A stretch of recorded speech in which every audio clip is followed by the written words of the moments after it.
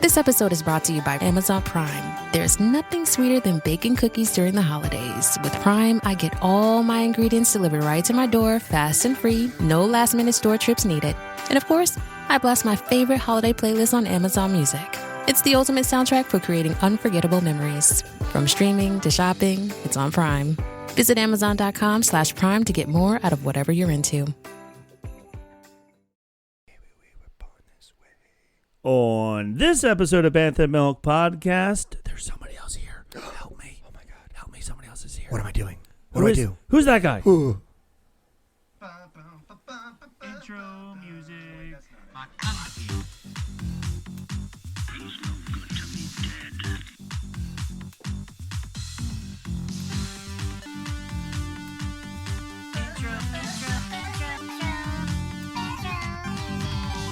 Bounty hunting is a complicated profession. Hello, Robert. Hello, Nicholas. I have returned. You are back. Yeah, so I am back.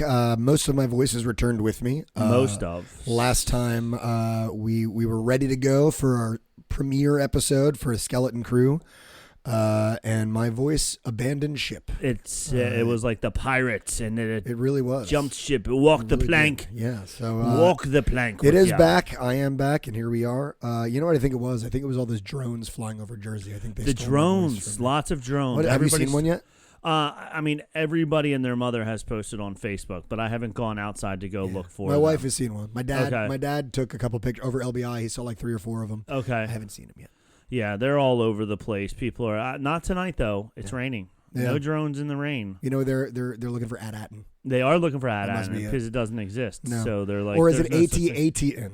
Because that was what I was thinking. Is like, is he trying to get make a point with AT-ATN? AT-ATN, yeah. Like I would like to know why salt in the wound. Why he for came those up with that? Who still call it AT-AT? Mm-hmm. Were you an AT-AT guy or AT-AT? AT-AT. Yeah. I think AT-AT. I never grew up calling them AT-ATs. No. Because then I wouldn't know what to call an AT-ST. Right. You can't say ATST. No. But there are loads of people out there that's what they go by. That is true. Anyway, we are Bantha Milk Podcast. We're are here once again. Mike, Nick with his sultry voice. Me with my sultry voice, and Rob without the beard. No beard. The beard is gone. Beard is gone. His face is cold and lonely. It is actually a little colder than normal because of not having any of that protection. I got to tell you, man, my face is warm as a baby's bottom. And well, the last 2 days it's been warm, so yeah, it's been warm outside. That's right. So what do we got, Rob? We got some stuff. I didn't even bring any Bantha Milk. No, I saw that you didn't have any, so I didn't get any either. So whatever. We're Bantha Milk free tonight. We are just podcast. We're just podcasting. That's right. We'll just do the podcast. Just podcast. Let's podcast. Let's do it. You know, we're under the Ears Up. We got all those other shows. All the shows. Scraping the Vault, the Puny Pod, the Supreme Resort, and is that all of them? Conan O'Brien Needs a Friend. Conan O'Brien Needs a Friend. Right, that's another one in our... Oh, you know what's really funny? Not Conan O'Brien, but the Office ladies, they don't need us plugging them. They have way more listeners than we do. Are you sure? Did you check? By a few million. But yes, they did last week... a review of, because Angela likes Star Wars and Jenna never saw it until recently. She watched the movies, episodes 4, 5, and 6, because Angela kept telling her she has to watch it. Okay. So now that they went through all of The Office, they're doing some other things and whatever. And one of them was they were going to review some random movies and things like that. And one of the people on the staff said, you should do the Star Wars holiday special. Oh man! So they're stealing our show. They stole our show. Yeah, That's they were not happy with it. But it's upstairs. Darn it! There's a Star Wars holiday special cookbook. So they were talking about it. I bought it because it was $20. So why not? What sort of stuff can you cook? They had a stew, which was supposed to be like a bantha stew, but it was like beef and carrots and whatever. Like it wasn't that bad. So you just took like a Julia Child cookbook and then like just threw some Star Wars names on it. Yeah. And then at the end of it, because they needed to fill pages, they had like Star Wars crafts you can do. So like the gold lights that were hanging when they finally made it to Life Day, they tell you how to make those with like Christmas balls then you paint them and glue them together or something like that. There is a publisher who says we need more than this. Yeah, you need to throw some more in this by Tuesday. Yeah, publishing day. Yeah. If we're going to try and release this as a whole book and want to say it's a book, we need some more pages. So they threw some craft stuff. We can't have bantha stew and blue milk and that's it. And that's it, and call it a day. No, there is one other news. Other than news about the show that we're watching. Sure. Did you hear about Jabba the Hutt has a son? So I knew that Jabba had a son because I watched the Clone Wars movie years ago. It was a very bad movie. I went and saw it in the theaters, I remember. And the whole plot line of the Clone Wars is just like the Clone Wars animated series, except it's a movie. Bless you. Sorry. And the whole plot was that Jabba's son was kidnapped and he was like a little baby and they had to like rescue him. Yes. So I didn't know that Jabba's son existed. Now I saw briefly like in like my, like when you swipe left on your phone and you get all the news stories that pop up. Right. Don't tell your wife that you're swiping left. Well, no, I can tell her if I swipe right. Oh, that's the bad it. one, yes. right? There you go. But when I checked that out, I did see something about Jabba's son and the guy from the kitchen. The bear. The bear, that's the bear. What it is. Yeah, yes. So what's going on with that? So I'm trying to find which Jeremy Allen White. I'm pretty sure that's the one. Yeah. Yes. He's Carmen from The Bear. He is somehow going to be Jabba the Hutt's son in the Mandalorian movie. Okay. So I'm assuming he is not going to be the puppeteer inside of the maybe he'll do motion capture. Jabba the Hutt. Oh my God! Can you imagine if they did motion capture on his face? I'm just thinking like, what's his name for Smaug? What's the guy's name for the? He was Doctor Strange. Oh yes, Benedict Cumberbatch. Right? Yes, Benedict. Yes. Yeah, maybe they'll like put dots on his face and he'll do the whole thing and he'll really act out Jabba the Hutt. Yeah, I don't know, but apparently he's going to be Jabba the Hutt's son, which seems like unless he's a big fan or a friend of the producer or something like that, it's a very big pull for a very interesting character. Yeah. Like, is that going to be like a cameo or is that going to be like a role? Yeah, it'll be interesting to see how much of a role he has in the movie. There have been so many larger stars in Star Wars that appear in Star Wars for cameos. You know what I mean? So it could just be a silly little one-off. Like, what's his name? James Bond. Why am I forgetting all these people's names? Daniel Craig. Yeah, Daniel Craig, because he was just on... he was in The Force Awakens. Right, but the podcast that I listened to, the Smartless, he was just being interviewed by Smartless, and one of them loves... Who is it? Sean Hayes loves Star Wars also. So he was like, can I talk to you about this? And he knew the exact line he had. Very small role. He had like one line and he walked off the stage. But he was like... He was the trooper who Rey convinces to unlock her. Yes. Like, you are going to unlock me and walk out of here. I'm going to unlock, and he walks out. And that was his role. I think they made his call sign SM007 or something like that. Oh, that's really funny. Like that would be cool. But yeah, I mean that's not great. Like Mark Hamill had a bit role in one of the movies. Yeah, I think he's been like 4 different roles. Yeah. Yep. So it wouldn't shock me. There's precedent for a large role with a kind of like a cameo type of thing. So I don't know. So it'll be interesting to see if it's a major role or if it is just a cameo role and they just have Jabba the Hutt's son and then they kill him all for whatever he does. He sees them and he leaves and whatever. But one of the articles I was reading, it said, he is probably around Manny the Hutt or whatever his name is. I think it was whatever. Would be about 45 years old, which is still adolescent for Hutts. They said Jabba was 600 years old when he died, and adolescence goes until like 70. So he would still be considered a wee child. So it'd be interesting to see if they change the history of what Hutts are to make him a big role, or if they make him just a child that's annoying. So the name I found here on Wikipedia is Rata. Rata, yes. Nicknamed Pedunky Muffkin. by his father and Stinky by Ahsoka. Yes, I remember Ahsoka calling him Stinky. Yeah. Yes. So I like Pedunky Muffkin. That's nice. I think that should be what you should call Vanjie Good from now old on. Pedunky Muffkin. Come here, you Pedunky Muffkin. That's going to be hard to It's going to be, yeah, that doesn't, it's not as cute as like Puddin'. I do call her Stink. Stink? Okay. Yeah, so it was pretty close already. It's pretty close. Yeah. There you go. All right. The crew, they're bare-boned. Like a skeleton. They are skeleton. Well, so you weren't here last week, so tell me what you thought of episodes uno and dos. Sure. So, I like it. I have not seen anything so far I don't like. Okay. Like, I've seen things that I'm curious about. I still am a little annoyed by the format. Like, I still think Disney's not going to have a winning combination for a long-lasting, good storytelling live action. Okay. If they keep with this 34-minute, possibly 40-minute I don't think that's ever changing. I don't think it is either. And that's what bums me out is like if they want these things to succeed and they want to like tell a complete story, they need to start thinking about longer formats. But Disney's not going to give them that money.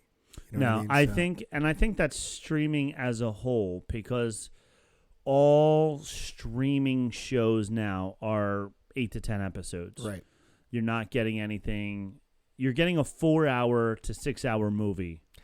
Yeah, and that's, I think, the problem. Yeah. I would rather see a movie than a movie split up. Than a stretched out movie to fill time. Yeah. And that's just what it seems like. And I was listening to someone, Star Wars Explained, I was listening to him today, and he made a good point. It's like, I can't tell whether they shot the whole thing. Okay. And then split it into episodes, or else they thought about it episodically.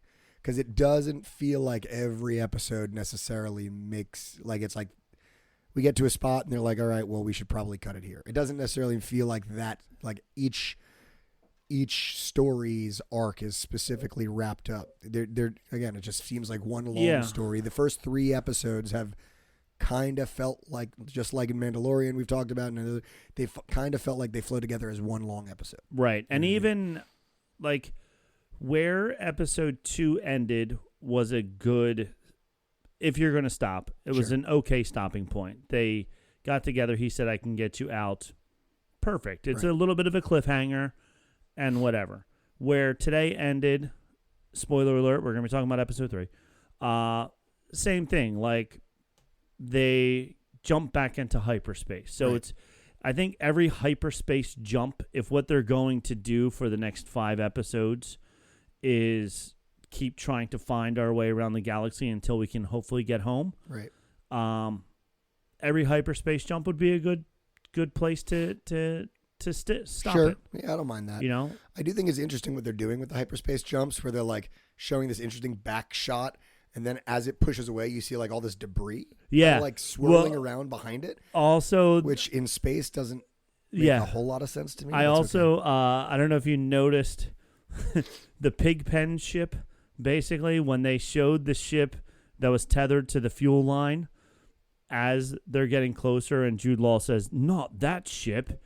It looked like it was Pigpen. It had like it had dust all floating around absolutely. it, like Pigpen, which was pretty funny. So, I think all that extra dust is, but a hyperspace jump at least once, you're going to get all that dust off. You would think the one time. The one time. That's it. You a second time, it shouldn't be back again. But who knows? To be fair, we don't know the exact science behind hyperspace routes. Right. So we might be talking ignorantly. We're offending the people who make the hyperspace routes now. We're offending them by being like, no. But anyway, I apologize. And I do as well.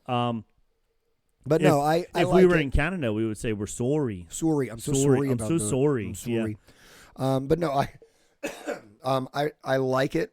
I think the vibe is cool. I like the I don't know, the Book of Boba Fett vibe was like, just the energy of the show was just kind of low. Right. It feels like we've talked about like Goonies. Like it's fun. It's silly sometimes.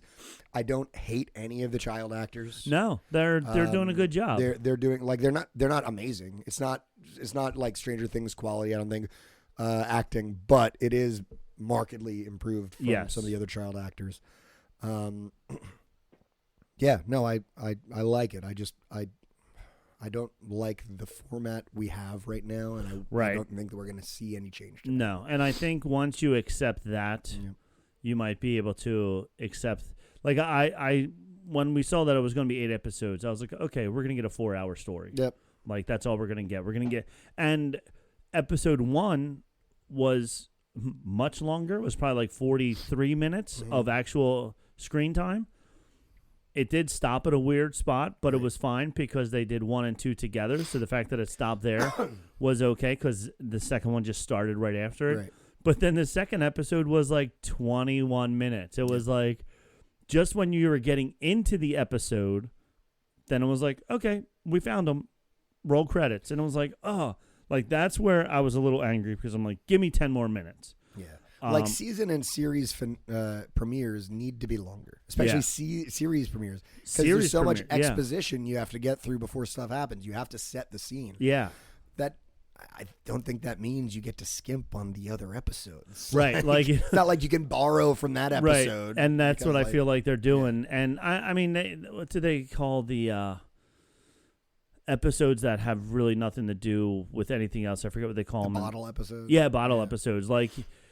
When there's only 8 episodes, you don't want a bottle episode, but you also at the same time don't want a 20-minute episode to compensate for the 40-minute episode that you just had. And that's why it feels to me like they made it and then thought about the episode. Yeah. You know what I mean? Because like it seems like they said, all right, this looks like a good space to stop. This isn't a perfect space to stop, but there's not another space to stop that makes sense for a while, so we got to stop here. Right. And I could see that in the writer's room also, where they're like, all right, everybody sit down. We're going to start point A. We're going A to Z. Mm-hmm. Get the whole plot line out. Get everything out. We'll figure it all out later. Yep. But know that we need to fill 400 pages. Right. And once they figured that out, then they were like, okay. And I think, like you said, then it was a afterthought of, all right, now how can we cut it back down? I can see that. Yep.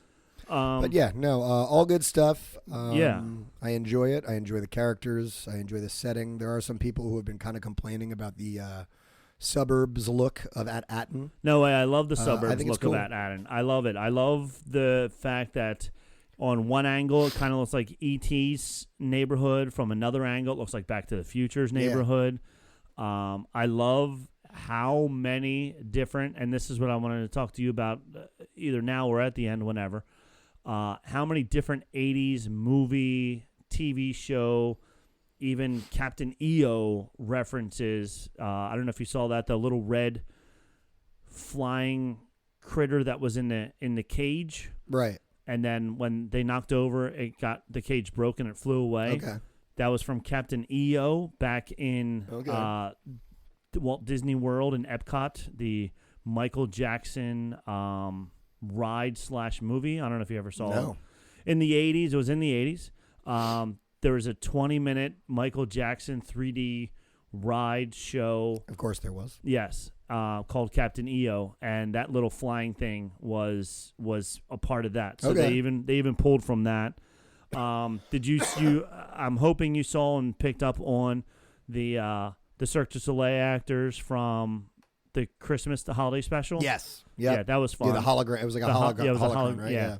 Yeah. So that was fun. But yeah, they picked up a whole bunch of different things. Which brings up some strangeness because that's what people are complaining about. Because At-Atten is like secluded for 1,000 years.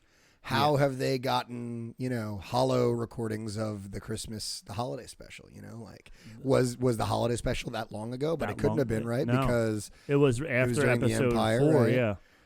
So again, this is just nerds digging too deep into I didn't even think of how deep of a dive that was because we're kind of alluding to that they have been lost. This planet has been locked away for a long time. Old Republic, since the Old Republic, or as they call it, the Republic. Right. So we're talking a long time that they've been isolated. They didn't even know about Andor. Alderaan. Alderaan being blown up. Mm-hmm. So, so that is interesting. I didn't even think of that. I was just going to say that nerds were upset because now they were making the holiday special canon. And no, you can't make that canon. That's garbage, blah, blah, blah. The amount of references we've already had, I mean, like from the very first episode of Mando when he's talking about going home for Life Day. Yeah. And the other thing that was interesting, they were talking about it when they were talking about it on The Office Ladies, was George Lucas went to Bruce Vilanch, who was a famous comedic writer in the 80s, and I think he's still alive, but and said, I want you to write a special about Wookiees going home for Life Day. Wait, Bruce Vilanch wrote the holiday special? Yes. Are you serious? Yeah. I had no idea. I didn't really pick up on that either until they were talking about now, it. Honestly, but he was saying they had a really hard time coming up with a concept because you can't understand what Wookiees say. Sure. So he's like, they want us to make a story all around people that you can't understand. Yeah. He's like, so what are we going to... And that's why, like, just the opening scene when the whole family's there and they're just like... And you're just like... They were making fun of it. They timed it. It was like 10 minutes in before there was a single word. And I think we did that also when we watched it way back in the day. We were like, there hasn't been one word of English yet in this entire thing. I do have a bone to pick with, and this is something that annoys me all the time, whoever is in charge of closed captioning. Okay. Because at one point, I forget what was happening, but they were talking, and it said, like, in the closed captions, like, in such and such, and it was like whatever alien language that was. It's really actually annoying me. I don't remember. Okay. And then when they responded, it said in English. I'm like, it's not English. Not English. It's Galactic Basic. Yeah, it's Galactic Basic. Yeah. Seems sloppy to me. Yeah. Writers were Rod Warren, Bruce Vilanch, and Pat Prophet were the three main ones. Writing credits, and Leonard Rips and Mitzi Welsh. Mitzi. Yes, Mitzi Welsh. And then George Lucas wrote the characters. But yeah. What about Pedunky Muffkin? Pedunky Muffin was not written. No writing credits for writing credits for him at all. So I had to look that one up again. I already forgot. That was tough. I forgot it too, so it's all right. So, all right. Well, Episode 3. Episode 3. Let's get into it. So, Screen Crush thinks that the planet is attached to the Sith. But at Aten? At Aten. Interesting. Why? Because, so his theory is this planet back in the Galactic Empire day, the Republic days, was supposed to be, they were using it for something like the jewels of the Republic. There were 9 of them or whatever. So they were doing it to whatever they're doing something with making money of some sort. So he thinks that when it fell and we had the Empire, they didn't tell them that they're now Empire taking over, and Palpatine is using this planet to keep making money so that this planet is funding all of the ships and everything that he made for episodes 7, 8, and 9. Right. Because he's like the final order. The final order and all that, because that costs a lot of money. So his idea is that that's where the money is coming from, is from whatever this planet is doing, and they're keeping them in such isolation, like they don't know, because nobody's allowed to leave the planet. Right. They don't know what's going on out there around them. They don't know about Alderaan. They don't know about this. They don't know about that. They're not allowed to leave the field. They're not allowed to past leave the field. Yeah. So it's kind of like Earth right now. Like we don't know what's going on out there. All the between this USS Enterprise flying around out there and the Millennium Falcon out in space, we have no idea what battles are going on between Star Trek and Star Wars. I don't know. I think it's weird because, like, on one hand, I'm like, if Palpatine knew about this place, like, they're living pretty cushy on this. It's not like they're in destitution. It's nice. They've got nice homes and stuff. But there's definitely something sinister about the government of this place. Like they clearly know something, right? And like they're not letting people out, and these kids got past the zone, and they were just like, "Well, they're gone. Sorry, they're gone." Yeah, and the parents are like, "My kid has a medical condition." The founders, I think that what did they call the one person?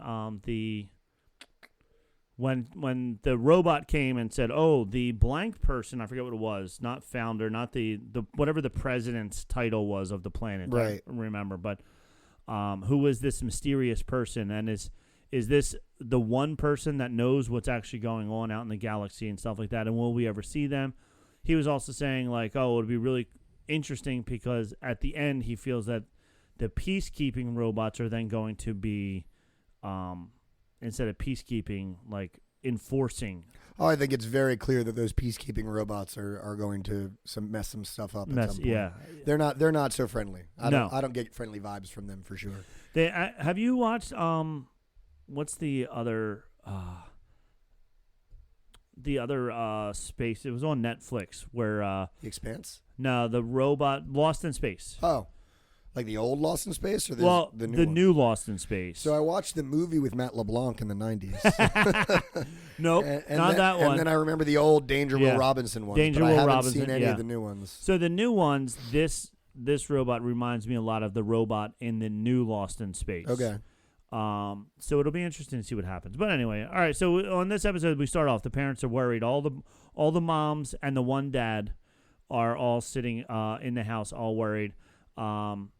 And there's a mural. Did you notice the mural? No. There's a mural on the wall, and it'll be interesting. I want to see. I didn't have time to go back and watch, but the one clip when they went to Neil's house, I wanted to see if that mural was like forced on, like every house. If every house had that mural type of thing. But in his house, he has a mural. It looks kind of like it could be the founders of At-Aten. Okay. There's all different species, and like we have all those different species in At-Aten. I went through 35 species that were in the show so far on the first episode, and I realized when I was listening back that it was pretty boring, and I apologize to everybody. But yeah, so there's 35 species at least already seen in these two shows. There's a lot more alien than any other of the shows, which I dig. And I dig it too. And I didn't think I would dig Neil because he's very CGI looking. Right. But I don't mind it. I don't mind it. Yeah. What I am confused about, because I was under the impression that he was the same species as the guy from the band. The band, yeah. But this week we see the mom. The mom looks a lot like Neil, right? But not like the guy from the band. So I don't know if they're like she still looks like Neil. I feel the guy from the band was like a big floppy, way floppier, elephant. and so I don't know. So it's interesting if there's. Hey, I'm Ryan Reynolds. Recently, I asked Mint Mobile's legal team if big wireless companies are allowed to raise prices due to inflation. They said yes. And then when I asked if raising prices technically violates those onerous 2-year contracts, they said, "What the f*** are you talking about? You insane Hollywood ass." So to recap, we're cutting the price of Mint Unlimited from $30 a month to just $15 a month. Give it a try at mintmobile.com/switch. $45 up front for 3 months plus taxes and fees. Promo rate for new customers for limited time. Unlimited more than 40 gigabytes per month. Slows full terms at mintmobile.com. Supposed to be the same species or not, I'm not quite sure. I don't know. The thing that I was thinking about with this planet, did you see the movie The Village way back in the day? Like the one where the M. Night secluded Shyamalan? village Yes. with they're in the the woods and they're stuff. in the woods and there's the big bad wolf or whatever, the guy with the wolf masks. Yep. Yeah. So I felt like this is kind of like The Village a little bit, where like a space version of The Village, like a whole planet is The Village, where the founders were like, we want to get away. We don't want anything that's going on out there. We just want to stay with us alone. And almost like in The Village when they had like you said, the big bad wolf chasing them down to keep them from finding out that there's something out there. Right. If these robots are the monsters from the wolf from The Village. So the very last episode, they're gonna like break just past the barrier, and they're gonna be on the side of I-95. Yes, just and like, oh my God, it's like, present what day. is this? And then cars are gonna be driving by, airplanes are gonna be flying overhead, and they're gonna be like, what's happening? Drones, giant drones flying over New Jersey. Love it. So the administrator is the super leader of the planet. Administrator. And I said, do they know the galaxy changed greatly where the rest of the people on the planet do not, which is what I'm getting the village vibe.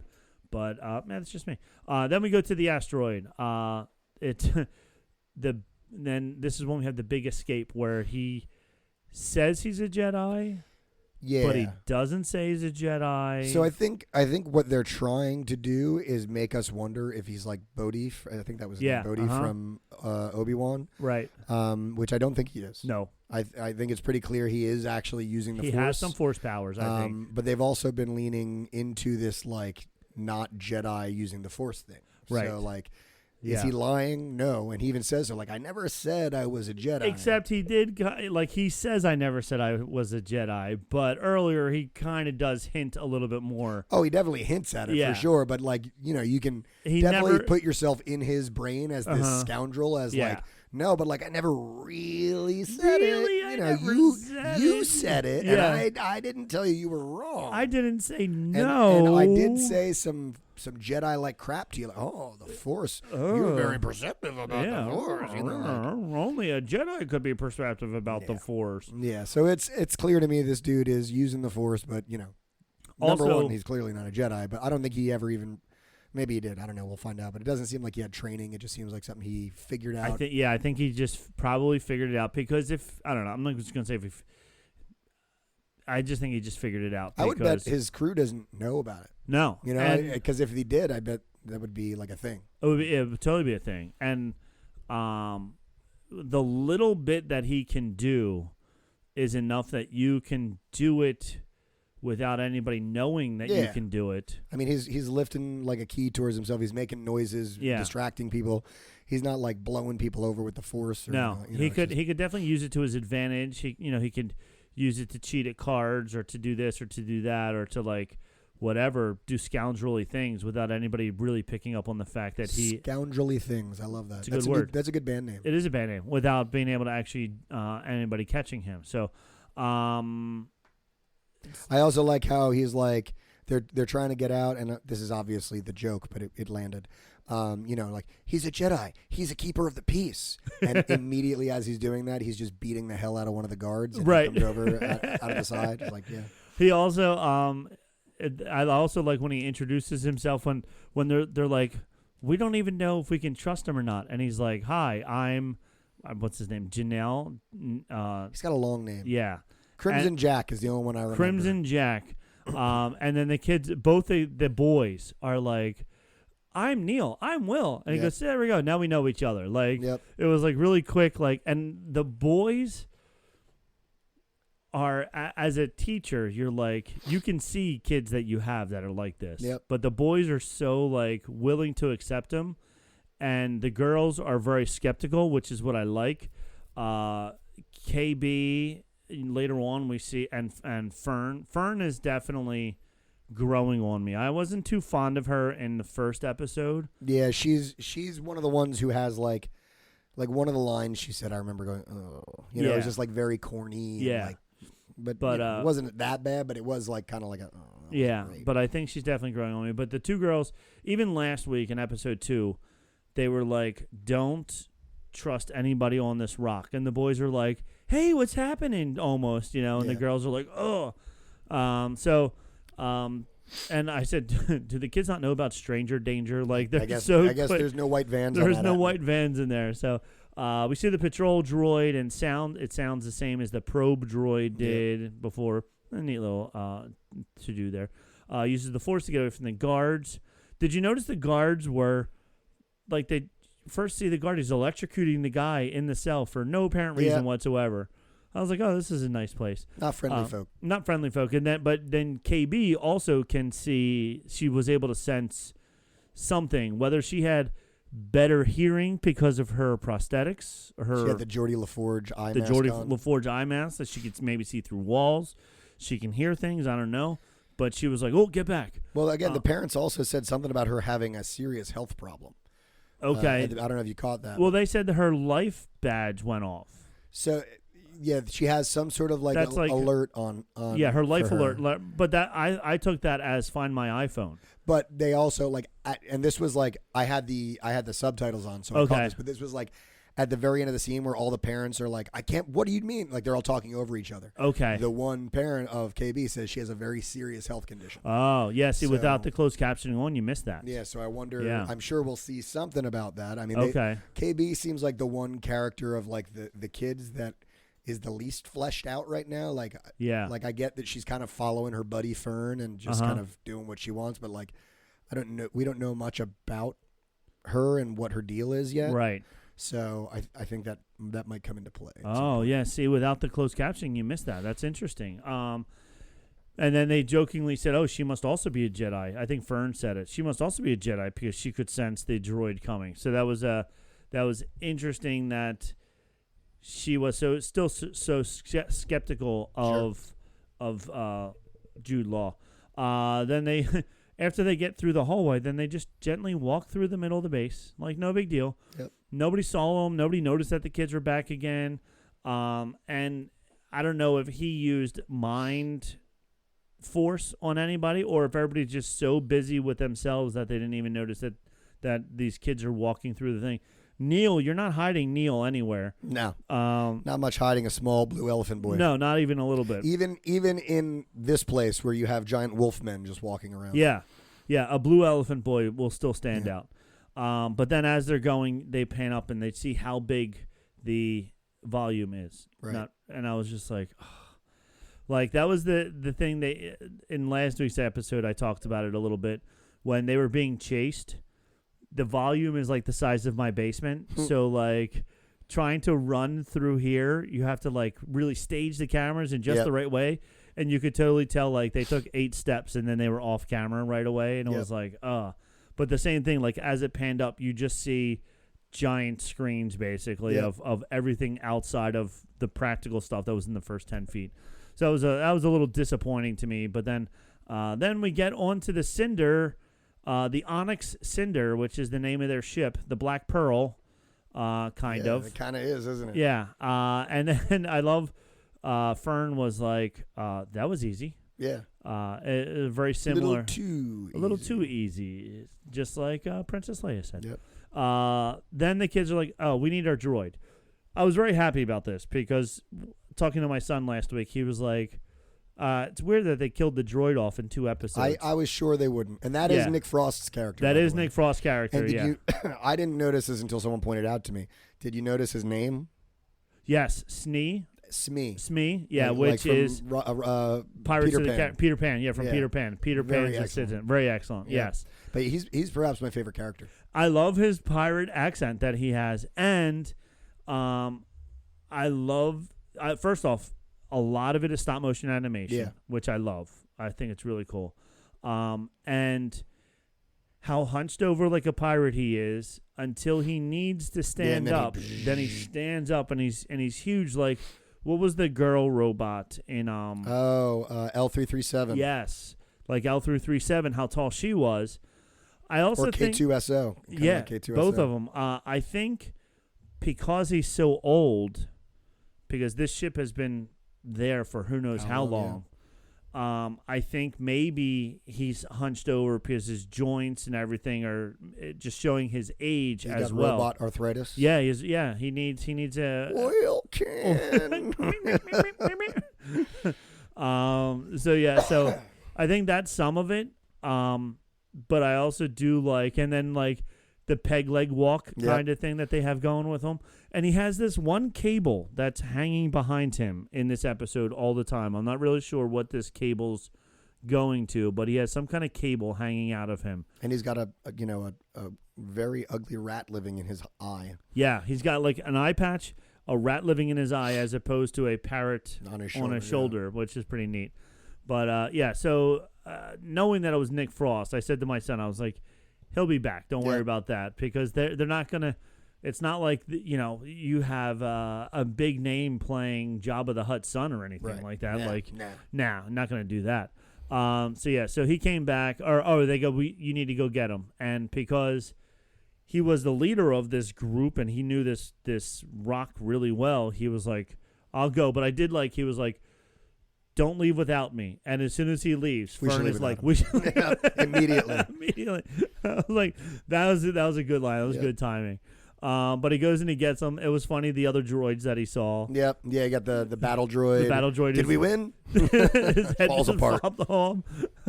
The other one was like, we need to save the prince. I need to save the prince. Yeah, so. Oh, the prince. That's right. It was the prince. And he couldn't, his eyes didn't work, so he was banging into the wall. Saying, and he just let him go. Yeah, he's like the other one he turned back off. Yeah. But this one he's just like, all right, go find the prince. And I guess we learned really quickly that all droids on-off switches right in the back of their head. Neck, yeah. So it's like, just okay, now I know. Switch. Yep, boo, on and off.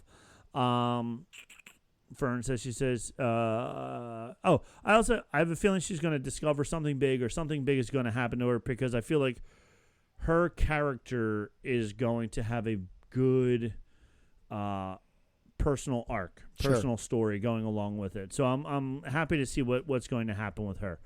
And also, Jorna,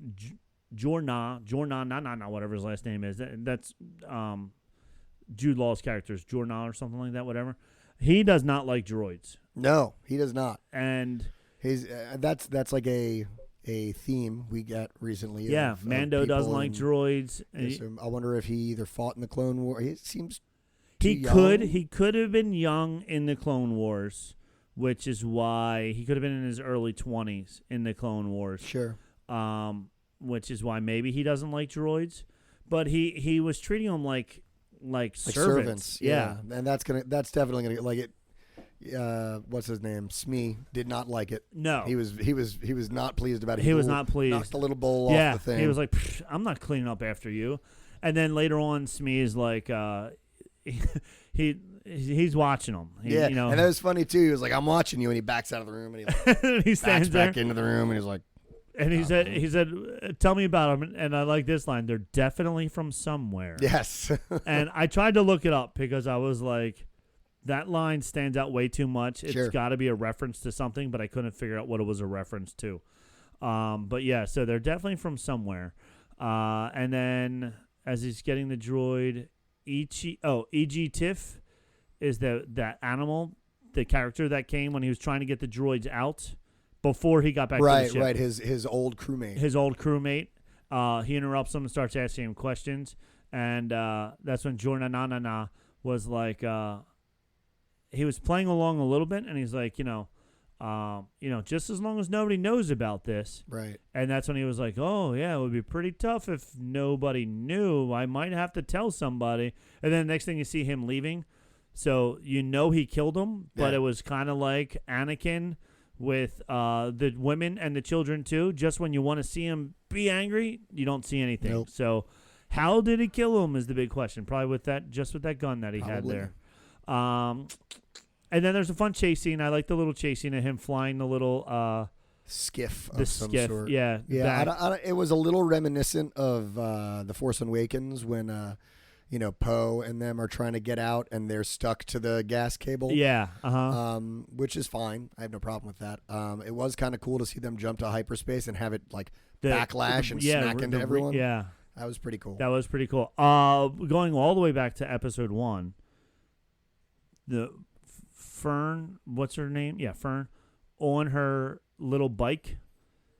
Such a better scene. Oh yeah. Than Boba Fett. Oh yeah. And I feel like, I don't know if it was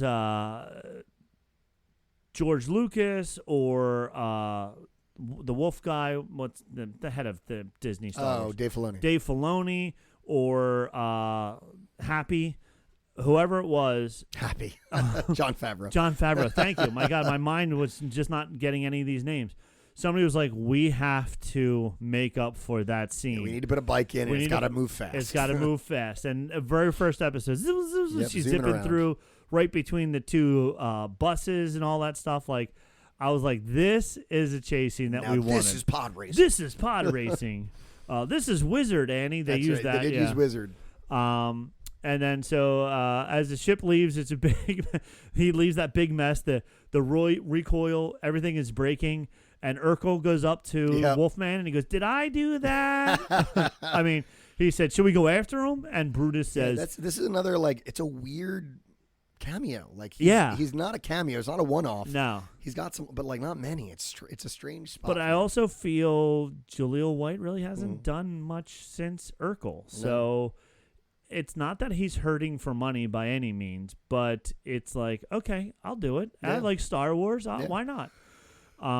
It was like did you see when from the Huxtables, from the Cosby Show, the guy who married into the family, I don't remember what his name was, but he married into the family in the show.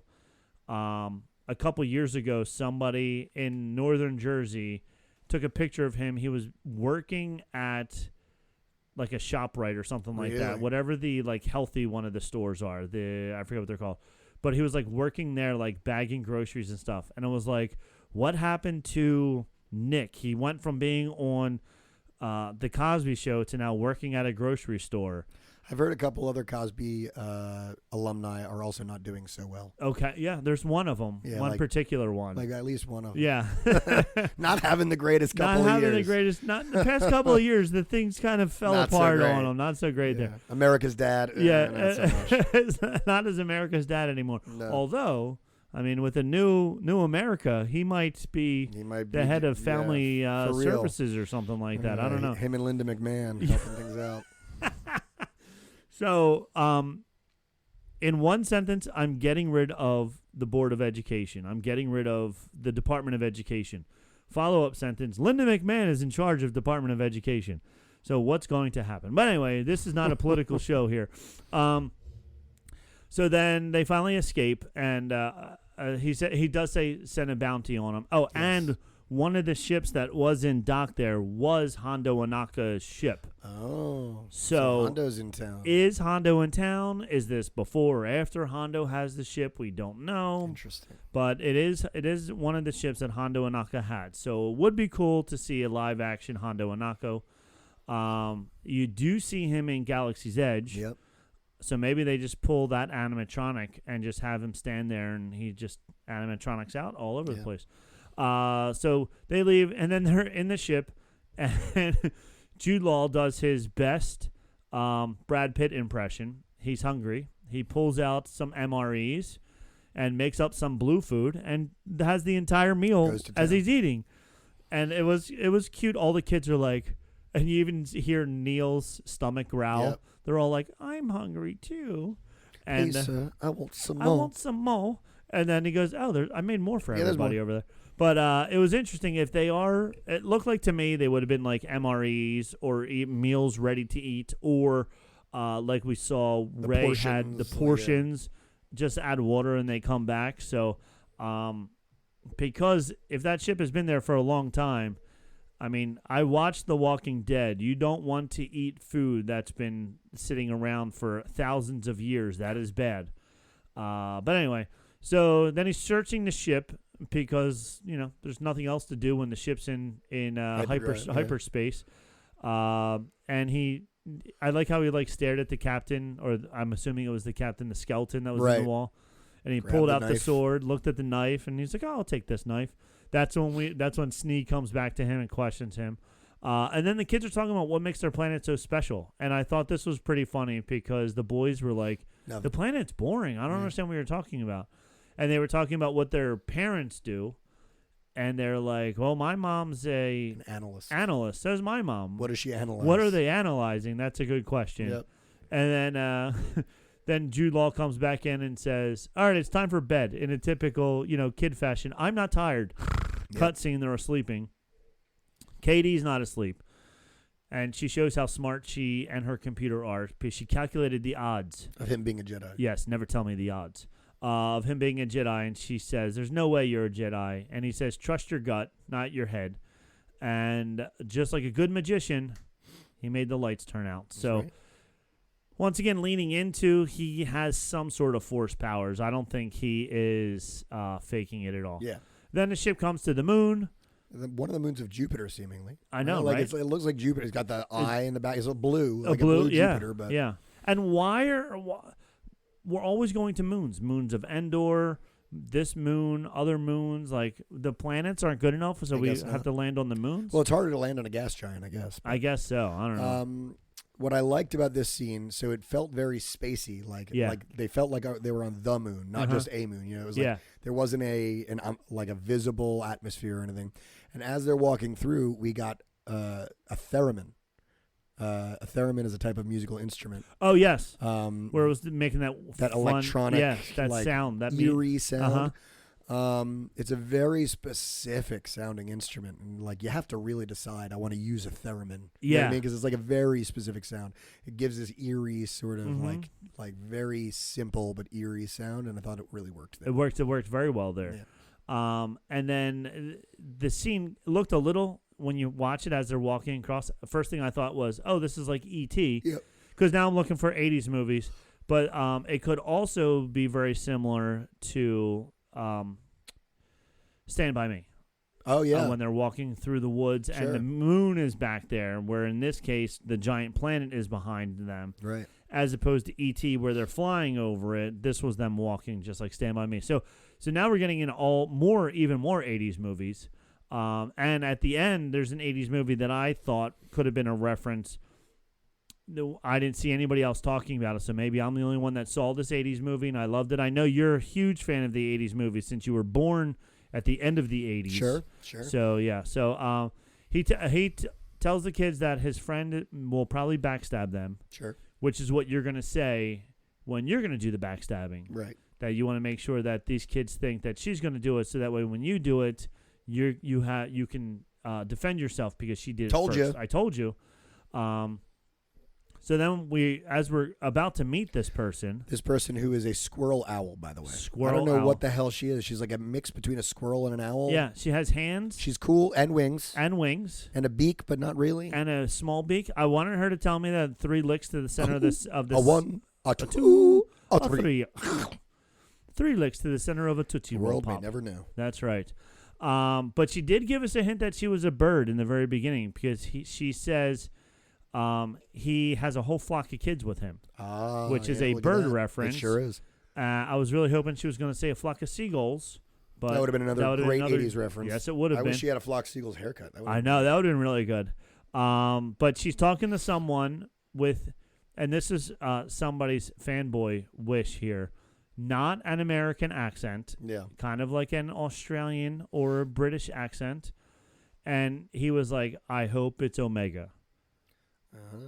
So it'd be really cool if Omega was the leader of this blue X-Wing force. That would be interesting. That would be a lot of fun if it was Omega, because it did have an Australian accent, but it could have been anybody. So then it gets to the base, and there's 3 security droids that pop their heads out, not just one. She needs 3 of them for some reason. Yeah, 3 different eyes. And then she calls him Crimson Jack. Yeah, which is a pre-existing character in It Star is, Wars yes. From the comics. Yeah, there was a comic in like the 70s or something. Mm-hmm. And then they also revived it when they made a comic about the Halcyon, right? Which is the Star Wars hotel. Right, we've mentioned it once or twice that you cannot get tickets to now. Not anymore. But they made a comic bringing him to the Halcyon. But that guy had a red beard. Long red hair. The handlebar. I don't know what beard he didn't have. The chin. Fu Manchu. No, this is what is that called? I think it's handlebar.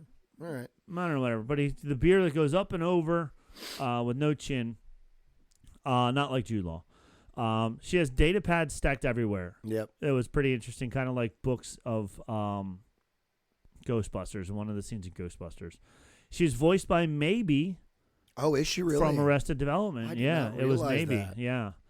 And then the map that she finds about their planet was not on any one of those data pads, but she pulls out an old-fashioned paper map, which there's not a lot of paper that you see. Was it paper? Whatever, material. It was some kind of a material. Because literally Jude Law in an interview recently said that there's no paper allowed in Star Wars. Yeah, so it was like a cloth. Like a vellum of some sort or something. But it was not on a data pad. Right. It wasn't a computer. Clearly old. This is so old that they didn't have computers yet. 1970s era computers. Yes. Yeah.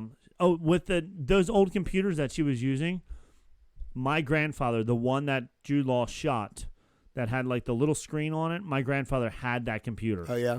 I remember him having, it had giant 5 1/4 inch disk drives next to it, but the box of it was the same computer that my grandfather had. I think her name's like Kim or something like that. Kim. Yeah. KYYM or something. Yeah. She starts trying to figure out where the planet is by asking the kids all kinds of questions. Playing 20 questions to figure out the lost planet. The lost planet. And she got it down to 10,000 planets. That's 99.9%. 99.9% of them. And then as they're doing that, as she breaks the symbol into an Atari symbol and kind of like a staple on the other side, they realize that Jude Law realizes that bad guys are coming. She's stalling. He grabs the little chip.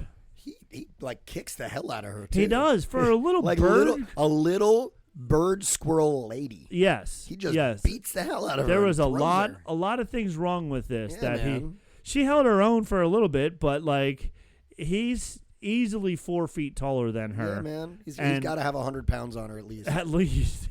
It's not a fair fight. That's not a fair fight at all. He throws her into the thing and throws her into a bunch of data pads. They all fall over. And then, what's her name? KD goes back to her. And I did like, if you're worried or anything like that, just call me. Sure. When did she give... I don't know where she got her number from. She airdropped it to her. She did. It's just like it's in your phone. It's in your ears. That's here. right. I put it into your head. But she was like, "It's okay." And then she used the lines against him. Let me guess. He told you to trust your gut. Yeah, don't right? trust don't your gut. Trust your gut. head. So now the kids are skeptical and won't let him board the ship until they figure it out. And that's when he says, "I never said I was a Jedi." But you did. But you did. But you did. And then they get SM-33. He's standing at the top of the steps, and he's got like a torch, a blowtorch like in his hand. Torch. And this is the reference that I thought of. I loved this movie when I was a kid. In 1980, you remember the 1980. Oh, I remember it. Not all the decades, just the first one. Just the one. Just the one. There was a movie called The Bodyguard. Okay, that was with Mariah Carey. No. My Bodyguard. My Bodyguard. My Bodyguard was The Bodyguard is The Bodyguard Mariah Carey, was right? Mariah Carey. Okay. My Bodyguard had a very young Matt Dillon in it as a bad guy. Adam Baldwin was... Adam Baldwin. Adam Baldwin. No, there wasn't Adam yes. Adam Baldwin was... He was... I think he was also... maybe Matt Dillon... No, Matt Dillon wasn't the good guy. I don't know who... Oh, Hank Salas, I think, was the good guy. Mike. But this kid, Clifford, is, I guess, like a freshman, whatever, in high school, and he's constantly getting bullied, getting harassed by a bully named Moody, and Moody was Matt Dillon, was the bully, and he was constantly bullying him around, and then he acquires the services of the school's most feared kid, the sullen Ricky Linderman, as his bodyguard. So that was Adam Baldwin, was Ricky Linderman. He became his bodyguard. So in the whole movie was, and then the two of them, the kid and the bodyguard, became really good friends and blah, blah, blah.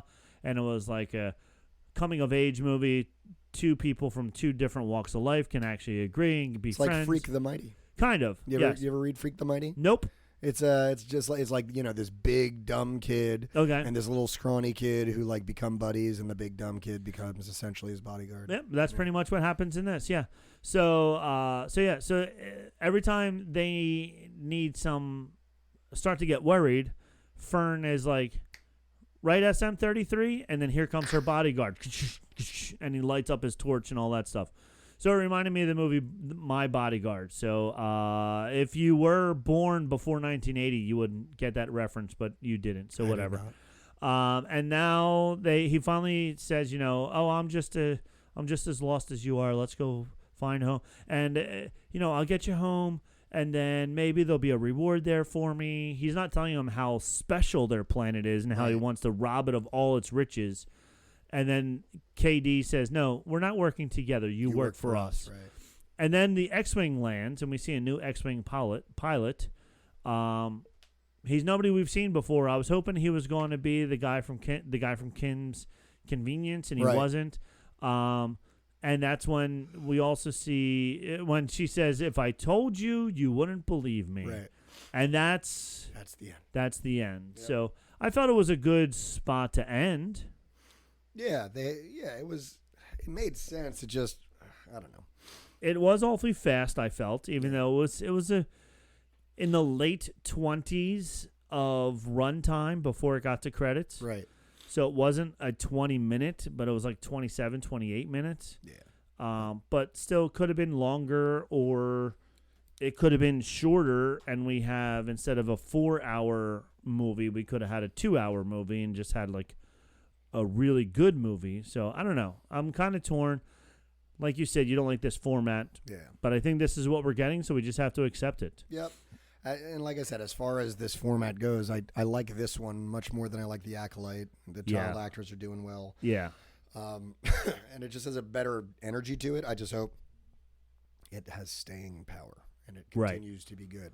Yeah, so far, I think the writers have done a really good job so far. And even in other series that Star Wars, Disney has put out with Star Wars, by the third episode, it's almost like, that one, we'll wait till episode 4 for a better one. Right. But I feel like the writers are doing a good job so far. I'm trying to see. Creators Christopher Ford and John Watts, and it doesn't. Of course, they don't have the writers listed at the very beginning. So whatever. But yeah, I don't know. I'm liking it so far. I'm not complaining at all. I just wish there would be more episodes. More episodes, longer episodes. One or the other would be fine. I would take either or at this point. Yeah. You know, if you're going to give me 8 episodes, give me 8 long episodes. If you're going to give me short episodes, give me 12. 15, give me 12, yeah. You know? They've been able to make network television shows series be 30 episodes long for 40 years now, while all of a sudden our streaming services going, no, we only want 8 or 10. And then we're going to 3 years for another one. Yeah. John Watts directed 2 episodes. David Lowery directed 2 episodes. Bryce Dallas Howard, she directs 1. Daniel Kwan directs 1. Daniel Schneidert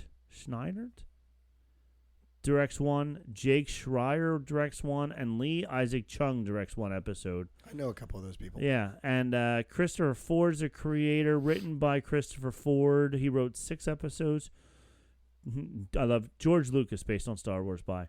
I wonder if George Lucas has to get paid as a writer for every single thing that comes out, even if he doesn't put a single pen. I'm sure he's at least listed as an executive producer for everything and gets plenty of money. He's not hurting for it. That's for sure. John Watts and Myung John Weisner have writing credits, as well as Christopher Ford. Christopher Ford's the big one. He's the creator of it. I'm happy with his writing so far. I'm happy with the series, the way it's going. So me too. He wrote Spider-Man: Homecoming. He wrote Robot and Frank. He wrote Chaos Walking, and he wrote The Clover Hitch Killer. So all right. So there we go. What are we? We're three out of 8 done. We're almost halfway through the first season already. Yeah. Somehow. Next week we'll be halfway through. It ends in January, in the middle of January or the beginning of January. Well, so that's it, man. That's it. Yeah. Make sure you check us out on all the social medias. Re-listen. We have a large catalog of back episodes. We sure do. If you're ever looking for more podcast stuff, check out our reviews of just about every single Star Wars show that's come out since The Mandalorian. Mm-hmm. Some of them we did episode by episode. Others were so bad we grouped them all together. Sure were. These 4 episodes all stunk. Here you go. Here they are. That's right. But yeah, it's so far so good for Space Goonies. Looking forward to the rest of the season. I was going to ask you, with the other 80s shows, when are we going to get a reference to the Bad News Bears? Oh. Or Caddyshack? I would love to see a reference. Bad News Bears has got to happen. Bad News Bears has got to be something Bad News Bears related. We have to get something Bad News Bears related. Yeah. And what was the other one? Porky's. But Porky's is more of an adult comedy. That's going to be a little harder to sneak a little hard to sneak that one in there. there. But we got to get some kind of Bad News Bears reference. So everybody will listen along with us and try and find a Bad News Bears reference in the next 2 episodes. I think we're going to get one. I think we will. We got to.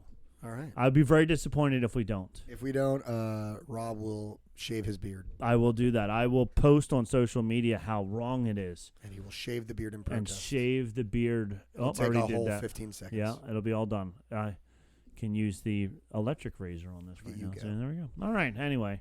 From all of us here at Bantha Milk Podcast headquarters. We have spoken. We have spoken.